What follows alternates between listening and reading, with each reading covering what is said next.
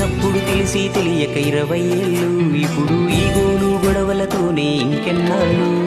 నీ సంపాదన నీకే, నా సంపాదన నాకే, తాత ముత్తాతల సొత్తుకు తగువులు వేళ, నడి మధ్యన వచ్చేది ఏదైనా కొన్నాళ్ళే, నేనే నిత్యం ఉండే నింగినేనా, నేనున్న గర్భంలోనే ఏడాది నువ్వు తమ్ముడా, ఇప్పుడు వాడా నేను ఈడా మనకెందుకు అడ్డు కూడా తమ్ముడా.